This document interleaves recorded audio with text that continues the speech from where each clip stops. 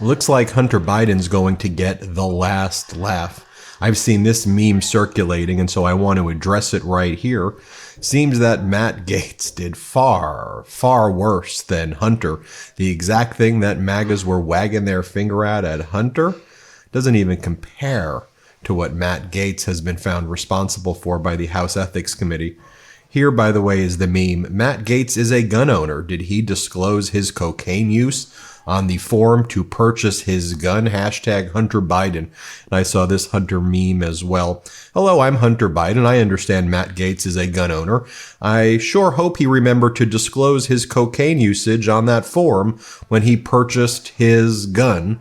Just so you all remember, a Republican-appointed special counsel prosecuted Hunter Biden for two separate things. One of the main charges was that at Hunter Biden's lowest point, when he was addicted to drugs, as Hunter Biden described it in his autobiography, Hunter Biden purchased a firearm, and the special counsel charged Hunter Biden with lying on the federal form by not disclosing that he was using drugs on or around the time he purchased that firearm. Hunter Biden was also charged with not paying his taxes on time, even though he paid it back, which for pretty much everybody else would be a civil penalty. Well, now with the House Ethics Report being made public, we know those findings by the House Ethics Report. The most serious finding, which, by the way, I'm going to address here as well, was that Matt Gaetz engaged in statutory rape with a junior in high school, a 17-year-old.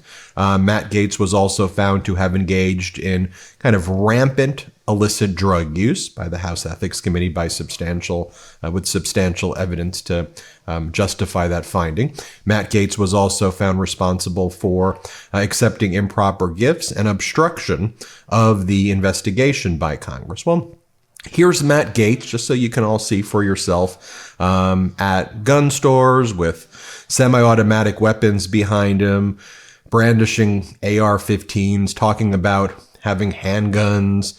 Look, Matt Gaetz was out there giving speeches on the floor of the House of Representatives saying that the ATF needs to be abolished. Right? Like part of the group that generates a lot of these forms that regulate firearms, alcohol, tobacco, and firearm administration. Matt Gaetz wanted it abolished, but yet the Republicans went after Hunter for not disclosing on a form that he was using drugs at his lowest point in life, and then charged Hunter for it several years later. After Hunter was now in recovery. Here, play this clip of Matt Gaetz on the floor of the House of Representatives. Play this clip. The ATF cannot be trusted to protect our rights to keep and bear arms. There is no timeline in which the ATF, under any administration, would become an ally.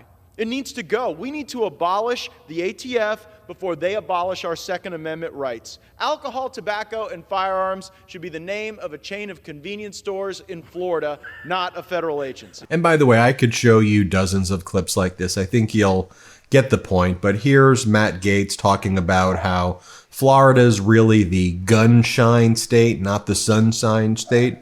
Here, just so you can see for yourself. Here, play this clip. Oh, we got the native crowd here. That's probably why we don't have as many protesters, because they know that my supporters are typically better armed and more respectful than my opponents. We're the sunshine state, but we're also the gunshine state in Florida, and I wouldn't have it any other way. Okay, let's pull open that Hunter indictment now, if we can, just for a second. So just so you can see for yourself what they charged Hunter Biden with. And again, I want to be very specific here. Here's the press release. Special counsel David Weiss, that's the Republican-appointed special counsel. Grand jury returns indictment charging Hunter Biden with 3 felonies related to his purchase of a firearm. A federal grand jury returned an indictment today charging Hunter Biden with 3 felony firearm offenses. According to the indictment, Hunter Biden purchased a Colt Cobra 38 SPL revolver from a federally licensed firearms dealer on October 12, 2018. By the way, this was on or around the same time that In the Matt Gaetz report, they talk about all of the kind of drug use and use of sex workers and all of that Matt Gaetz was involved in, as well as statutory rape. When purchasing a firearm, a prospective purchaser, this is again what Hunter's being charged with. When purchasing a firearm, a prospective purchaser must fill out a firearm transaction record, ATF form 4473. Oh, wait a minute, Matt Gaetz, didn't you want to eliminate the ATF? But now you're using ATF form 4473, Matt Gaetz, to go after Hunter Biden? And certify that all of his or her answers on the form are true and correct. As alleged in count 1 of the indictment, Hunter Biden knowingly made a false written statement on form 4473, intended and likely to deceive the dealer he purchased the firearm from when he certified that he was not a unlawful user of or addicted to any stimulant, narcotic, or drug, or any other controlled substance. In fact, he knew that the statement was false according to the indictment. In count 2 of the indictment, Hunter Biden is alleged to have knowingly made a false statement in representation to a federally licensed firearms dealer with respect to information the dealer is required to keep under federal law. Count 3 of the indictment alleges that during an 11-day period between October 12th and October 23rd, 2018, Hunter Biden possessed a firearm while knowing he was an unlawful user of or addicted to any stimulant, narcotic, drug, or any other controlled substance. In violation of federal law, Hunter Biden is charged with making a false statement in the purchase of a firearm. So, Matt Gaetz must have filled out an ATF form 4473. Perhaps that's one of the reasons that Matt Gaetz wanted to eliminate and abolish the ATF. But the hypocrisy there, Matt Gaetz, is that you then when the Republicans went after Hunter Biden for that ATF form 4473. We should try to pull up Matt Gaetz's ATF form and see what he filled out during the relevant period. And if you really want to see what weaponization looks like, this is a perfect example of weaponization. So now let's shine the spotlight back on Matt Gaetz. Because if you went after Hunter for it, shouldn't you go after Matt Gaetz for it as well? Or does weaponization just a catchphrase when it comes to MAGA Republicans playing the victim, but while they're happy to use it as a shield to defend themselves, they actually weaponize and use it as a sword against their own political enemies. But let's also talk about Hunter Biden getting the last laugh here, because when you talk about what Matt Gaetz was exposed for as well, he was exposed for statutory rape, having sex with a 17-year-old. But again, you want to talk about weaponization. Now, Matt Gaetz was not charged with statutory rape in Florida. It seems that Matt Gaetz has gotten a get-out-of-jail free pass or get-out-of-prison free pass over and over again. Because I see headlines like this quite frequently when you just do some basic research of Florida statutory rape law. Here's an example of someone. Florida man drove nearly 200 miles to have a sexual relationship with a 14-year-old he met on TikTok, according to the police. A 20-year-old man in Florida has been arrested after he traveled 200 miles to engage in sexual acts with a juvenile girl who he met on the social media app TikTok, it says. And so he was charged with that, meeting someone for sex who was a minor at that time. How about this headline, Matt Gaetz? Miramar cop arrested accused of sex with a 17-year-old girl in Florida. Jose Robel Hernandez, 28, was arrested on Thursday.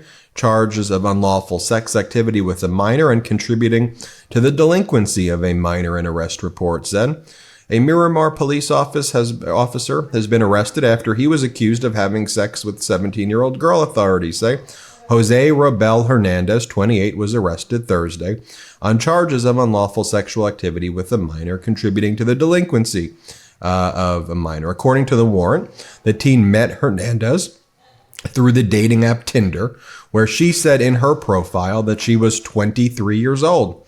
Hernandez and the teen went on 3 dates in March, and the third ended at a hotel in Hialeah, where they had sex, the warrant said. Police learned of the incident in April when the teen called police while she appeared to be suffering a mental health crisis, the warrant said.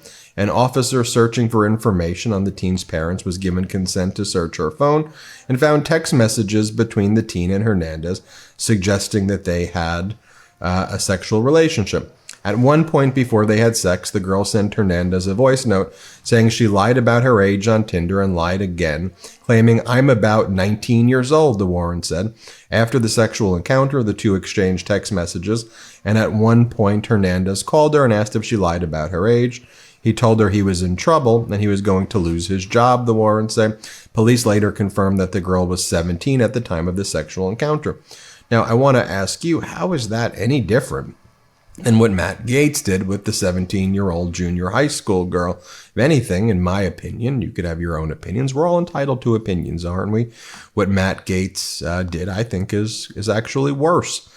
Now, maybe Hunter Biden's looking at what Matt Gaetz did and said, that's what you were doing? So let me get this straight. All of you MAGA Republicans were talking about me, or talking about Hunter, and how Hunter had consensual sex with adults, and you were showing photographs of Hunter Biden naked while you were all engaged in this conduct right here. From at least 2017 to 2020, Gaetz regularly paid women to engage in sexual activity with him. In 2017, Gaetz engaged in sexual activity with a 17-year-old girl, which constitutes statutory rape under Florida law. But the Republican Florida prosecutors not prosecuting Matt Gaetz. Very, very interesting. And it's also karmic justice that a lot of this is now coming to light. Matt Gaetz.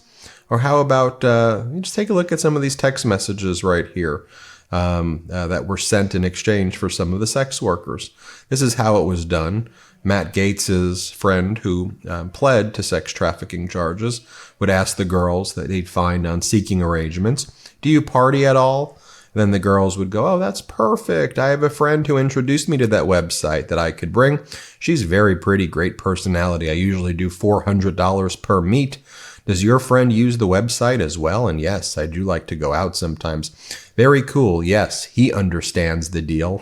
Smiley face, referring to Matt Gaetz, and then would send photos of Matt Gaetz, and then the sex worker would go, "Ooh, my friend thinks he's really cute."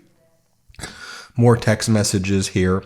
But you know, what's interesting is just I want you to think about the defense that Matt Gaetz is posting on social media, and think about those other examples that I gave you. And I just wonder what Hunter's thinking about all of this. Matt Gaetz writes, "Giving funds to someone you are dating that they didn't ask for and that isn't, quote, charged for sex is now prostitution." It's a strange defense right there. As this one account goes, they're calling it the most airtight argument in history right there.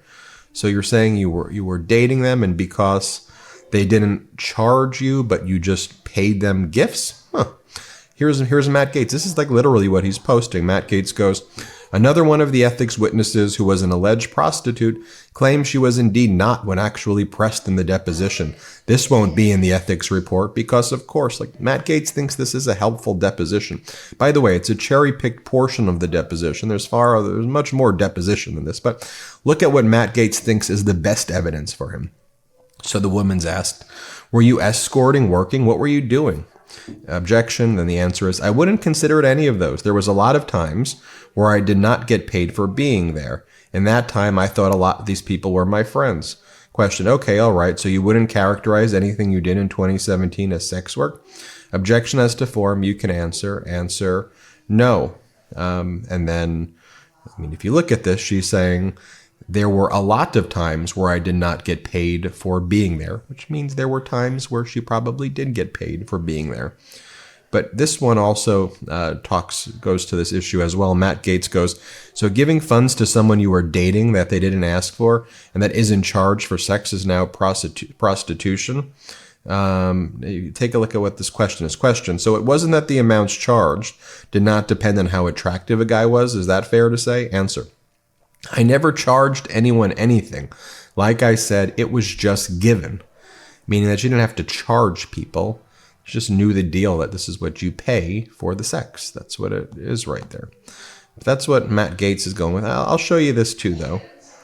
Because, look, I think that, honestly, in 2025, 2026, I think we're going to hear from Hunter more. And I think Hunter's going to finally get to tell his side of the story, too. Because Hunter wasn't involved in statutory rape. Hunter was involved in drugs in 2018. Low point in his life. And MAGAs went after him like crazy for it. Remember what Hunter said, though, when he actually showed up to speak at a public hearing, and then the MAGAs didn't want to do it in public. They wanted to do it in private. You remember that moment? I'll leave you with this. Let's play it.